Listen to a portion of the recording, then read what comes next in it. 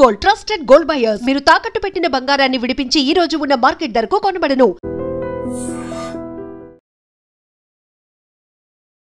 ఆస్తి కోసం కన్నతల్లినే కడతీర్చాడు ఓ కసాయి కొడుకు.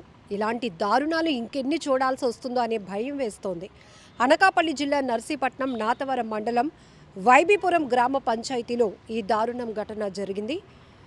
ఆమె పేరు చిటికల మంగమ్మ, 55 సంవత్సరాలు.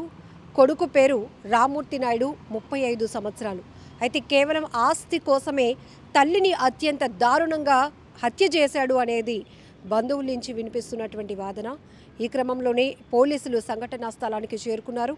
నర్సీపట్నం డీఎస్పీ శ్రీనివాసరావు గారు అలాగే ఇతర టీం అంతా కూడా అక్కడికి చేరుకుని విచారణ అయితే కొనసాగుతోంది. ఎందుకు అత్యంత దారుణంగా ఇలాంటి అంటే కన్న తల్లి అనేటటువంటి ఒక ఆలోచన కూడా లేకుండా, కనికరం కూడా లేకుండా ఆమె కడుపును పుట్టినటువంటి ఆ వ్యక్తి అత్యంత దారుణంగా ఆమెనే హత్య చేశాడు అంటే మరి ఆ వ్యక్తుల్ని ఏమనాలో కూడా అసలు మాటలు రావటం లేదు, అర్థం కావటం లేదు.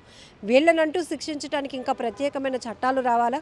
ఇప్పటివరకు మనం ఈ హత్యలు అనేవి చూసే కోణం ఎక్కువ శాతం వేరే వర్గాల మధ్య జరుగుతూ ఉండటం, లేకపోతే కుటుంబ తగాదాల నేపథ్యంలో ఒక కుటుంబంలో ఉన్న వ్యక్తులు మరొక కుటుంబంలో ఉన్నవారిని హత్య చేయాలి అనుకోవడం చూస్తున్నాం. కానీ ఈ మధ్య కన్న తల్లిదండ్రులు అనే ఒక ఆలోచన కూడా లేకుండా, కనికరం లేకుండా, అసలు వాళ్ళంటూ లేకపోతే మనం ఎలా వస్తాం ఈ భూమి మీదకి అనే విజ్ఞత ఆలోచన కూడా లేకుండా కేవలం ఆస్తి కోసమే కన్న తల్లిదండ్రులను కడతేర్చుతున్నటువంటి కసాయి పిల్లల్ని చూస్తున్నాం. ఇక్కడ కొడుకు కూతురు అని కూడా లేదు. ఈ మధ్య అమ్మాయిలు కూడా అలానే మారిపోయారు.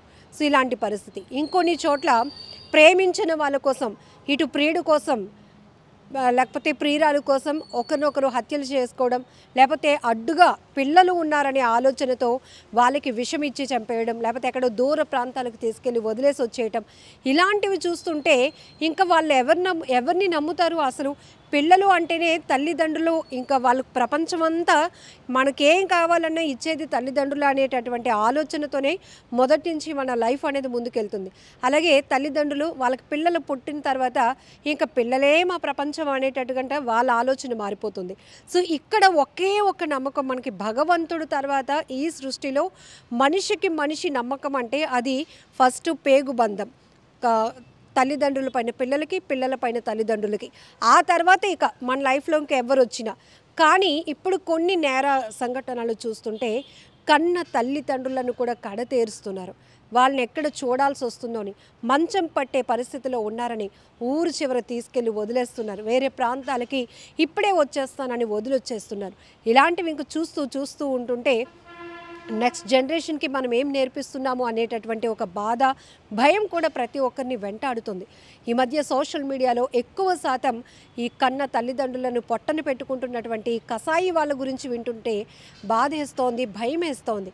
ఇంకా ఎవరిని నమ్మాలి అనేటటువంటి ఒక ప్రశ్న ప్రతి ఒక్కరి మధ్యలో మెదులుతోందని చెప్పాలి. సో ఇక్కడ అనకాపల్లి నర్సీపట్నంలో జరిగినటువంటి ఈ దారుణ ఘటన కూడా ఆ గ్రామస్తులని వైబీపురం గ్రామ పంచాయతీలో తీవ్ర కలకలం సృష్టించింది. ప్రతి ఒక్కరూ కూడా ఒక్కసారిగా విస్తుపోయినటువంటి పరిస్థితి. ఎవరో వచ్చి ఏదో చేశారు, ఏదో ఎత్తుకుపోవడానికి ఇలాంటివి చేశారు అనే మాటలు కాకుండా కన్న కొడుకే ఆస్తి కోసం ఇంతకు తెగించాడా, వాడిని వదిలిపెట్టకూడదు అనేటటువంటి మాటలు ఇప్పుడు అక్కడ వినపడుతున్నాయి. అంతే వేగంగా పోలీసులు కూడా సమాచారం అందుకొని క్లూస్ టీంతో సహా అక్కడికి చేరుకోవడం, అలానే ఎందుకు ఈ ఘటన ఎన్ని గంటలకు జరిగింది, అతడు దేంతో ఆమెను కొట్టి చంపాడు, ఇలాంటి వాటిపైన కూడా పూర్తి స్థాయి విచారణ అయితే కొనసాగుతోంది. ఇంకా ఈ కేసు విచారణ తర్వాత పూర్తి వివరాలు కూడా తెలియాల్సింది.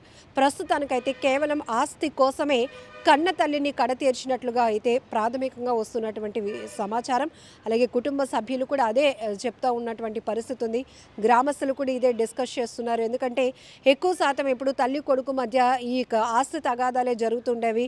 మాటకు మాట అనుకునేవారు. కానీ ఇంతలాగా ఆమెను హత్య చేస్తాడు అని ఎవరూ ఊహించలేదు.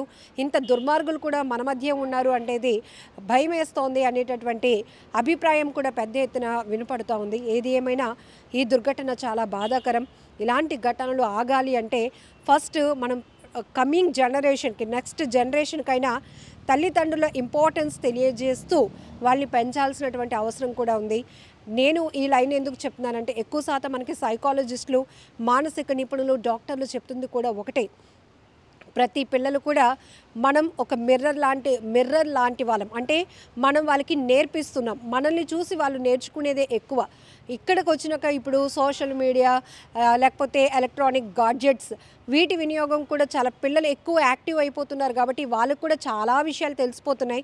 మనం ఇది చెప్తేనే వాళ్ళు చేస్తారు అని లేదు, వాళ్ళు చూసి కూడా చేసేస్తున్నారు. అంత నాలెడ్జ్ పెంచుకునే ఆలోచనలో ఉన్నారని వాళ్ళు అనుకుంటున్నారు. సో మొన్న ఒక ఘటన మనం చూసాం.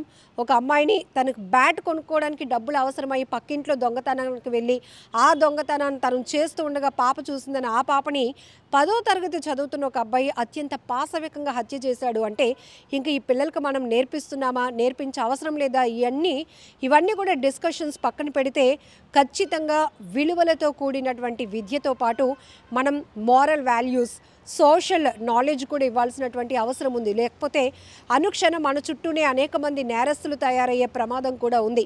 ఇది చాలా సీరియస్గా ఆలోచించాల్సినటువంటి విషయం.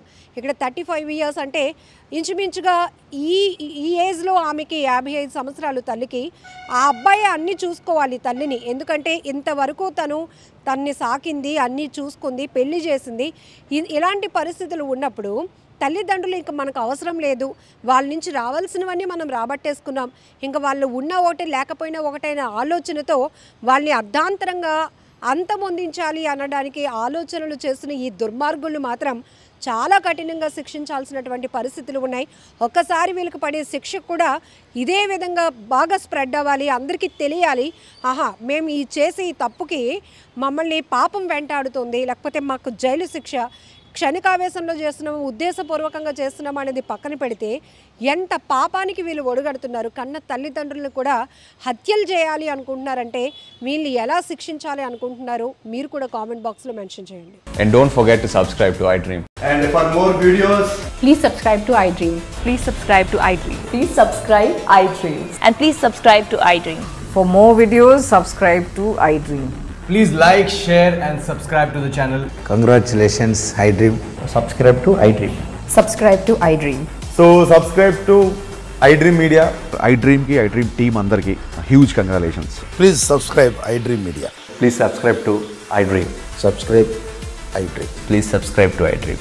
iDream అంటే నా కళల ఛానల్ను సబ్స్క్రైబ్ చేసుకున్న నోరు తిరుగుతలేదు, మీరైతే గంట గుర్తు కొట్టండి. For more such videos, please subscribe to iDream.